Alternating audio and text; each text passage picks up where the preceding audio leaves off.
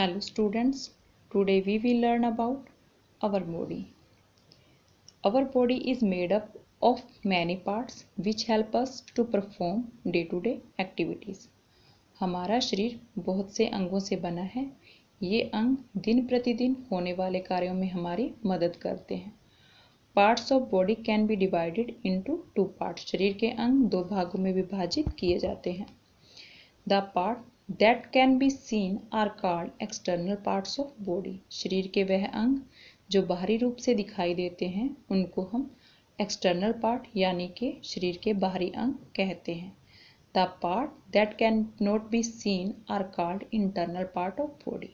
शरीर के वो अंग जो बाहरी रूप से दिखाई नहीं देते हैं वो शरीर के आंतरिक अंग कहलाते हैं।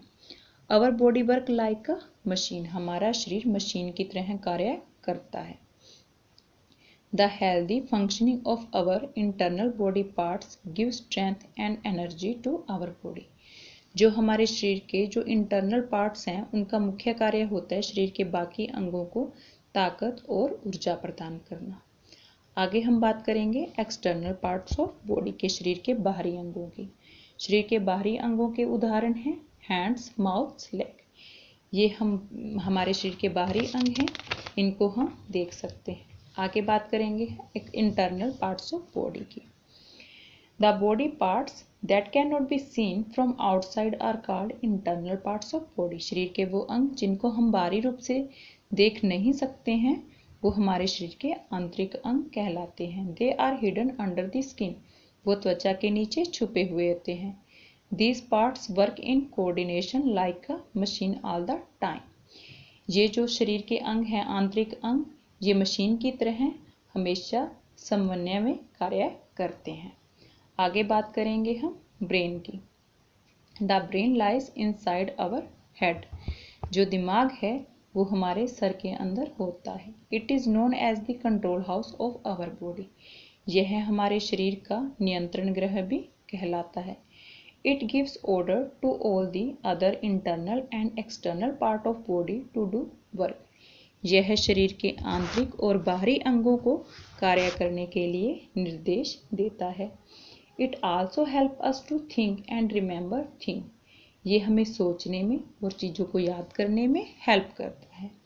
आगे बात करेंगे हम हार्ट की। It lies in the chest. हमारा हार्ट जो होता है वो छाती के अंदर होता है। A little left from the center. Centre से थोड़ा लेफ्ट साइड में। It is known as the pumping house. यह pumping house भी कहलाता है। It pumps and supplies blood to the other internal and external part of body.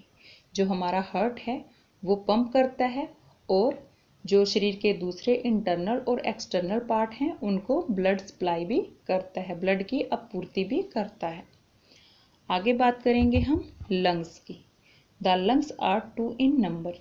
Lungs 2 होते हैं, located 1 on each side in the chest.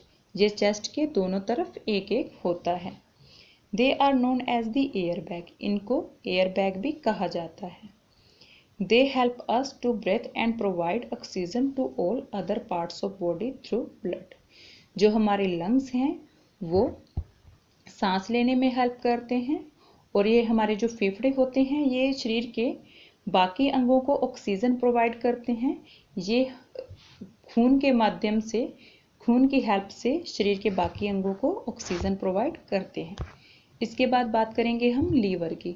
The liver lies below the lungs. जो जिगर होता है ये लंग्स के नीचे होता है।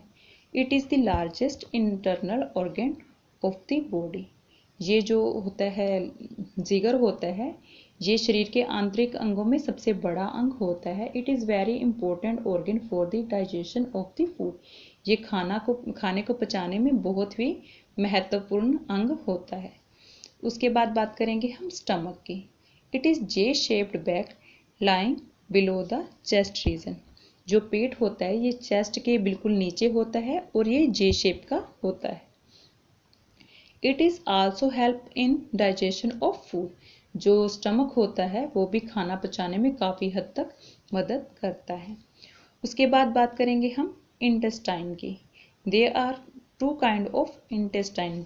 यहाँ 2 प्रकार के आंतें होती हैं। Large intestine and small intestine, एक लार्ज बड़ी आंत और छोटी आंत।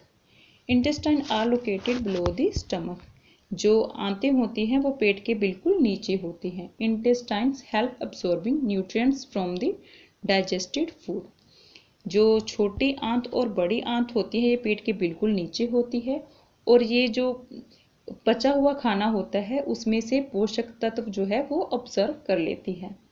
उसके बाद बात करेंगे टेकिंग केयर ऑफ बॉडी की, हमें अपने शरीर का ख्याल कैसे रखना चाहिए।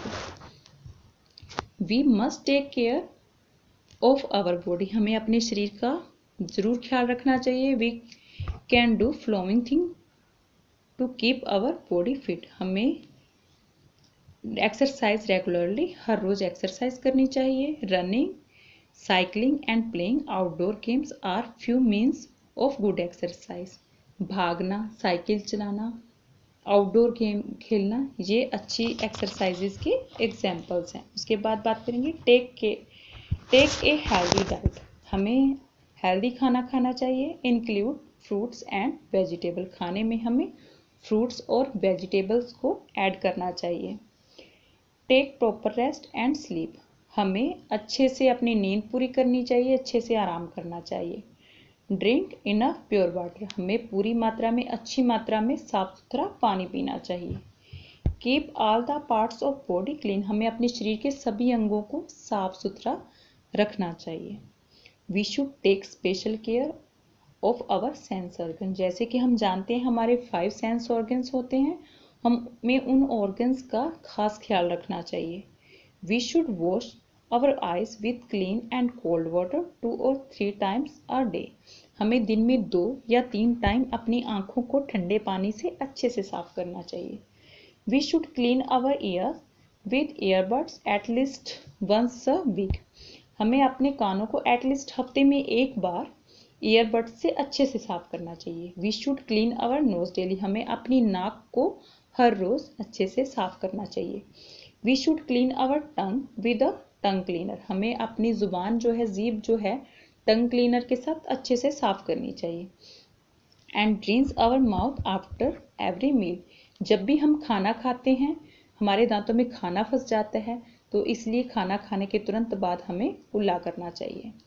We should use soap while bathing to keep our skin free from germs, जब भी हम नहाते हैं या कहीं से बाहर से खेल के भी आते हैं तो हमें अपने हाथों को, अपनी स्किन को अच्छे से साबुन से साफ करना चाहिए ताकि हमारी स्किन के जो कीटाणु हैं वो खत्म हो जाए। उसके बाद बात करेंगे हम स्ट्रक्चर ऑफ बॉडी की, हमारे बॉडी का स्ट्रक्चर कैसा है। All the organs of body are connected with each other with the help of bones and muscles, जो हमारे बॉडी पार्ट्स हैं, शरीर के अंग हैं, ये एक दूसरे से कनेक्टेड हैं। कैसे कनेक्टेड हैं? हड्डियों से और मांसपेशियों की मदद से। The bony structure gives shape to our body, जो हमारी हड्डियों का ढांचा है ये हमारे शरीर को एक शेप देता है। It is known as skeleton, जो हमारे शरीर की हड्डियों का ढांचा है ये क्या कहलाता है? स्केलेटन, यानी कि कंकाल कहलाता है। Muscles gives us strength to move, जो मांसपेशियां हैं वो हमें ताकत देती हैं मूव करने के लिए, यानी कि घूमने फिरने के लिए, चलने फिरने के लिए, एंड वर्क और काम करने के लिए। Skeleton also protect the internal organ of our body, जो हमारे शरीर के आंतरिक अंग हैं उनकी रक्षा करता है कंकाल, क्योंकि हमारे कंकाल से कवर होते हैं हमारे आंतरिक अंग। Skeleton and muscles are covered with skin, जो हमारे जो कंकाल है और हमारी मांसपेशियां भी हैं वो भी किससे कवर हैं? हमारी त्वचा से। हमारी त्वचा ने हमारे जो हैं सभी ऑर्गन्स को कवर कर रखा है। तो ये था हमारा अब तक का लेसन। आगे अगले लेसन के साथ दोबारा फिर मिलेंगे, तब तक के लिए बाय बाय।